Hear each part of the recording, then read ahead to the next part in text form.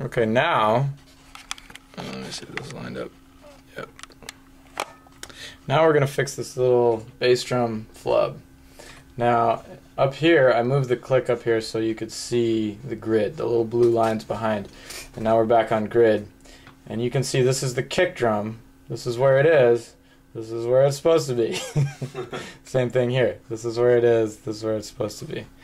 I mean, if you want to play metronomically, which in this instance, for the sake of argument, we do. This is what I do with all my bass notes when I fuck up.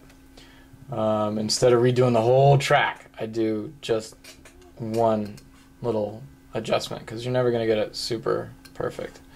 Which for play along, I think we should be pretty close to that kind of stuff.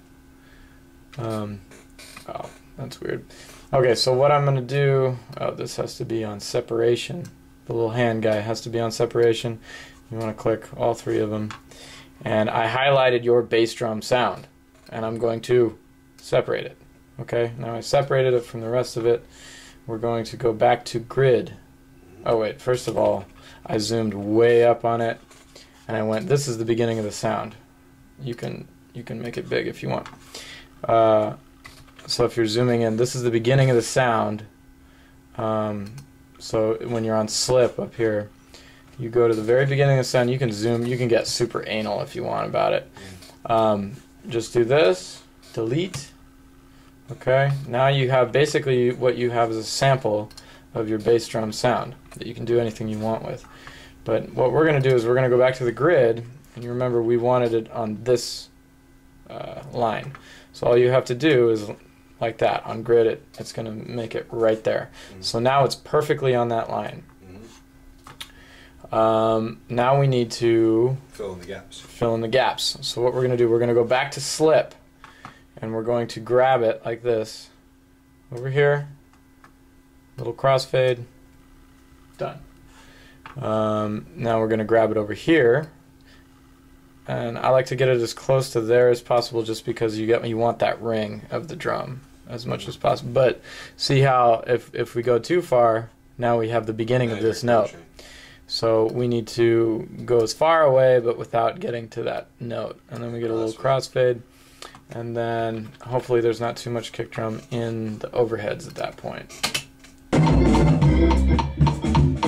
Usually it's okay if it's a small move. If it's a big move, it's a problem. So, you know, any of that kind of stuff. Big hits, usually you should do this with all three at the same time, but if it's like a big hit, like if it's if there's symbols with the bass drum, blah blah blah. But if it's little things like just the kick drum's a little bit off, then you can get away with kind of messing with that. And you can highlight all three and do it all at once together, correct? Yeah. So what you would do with that is go, I want that. Those are my three. This is the bass part, and then you just grab it with the little hand. Do whatever you want with it.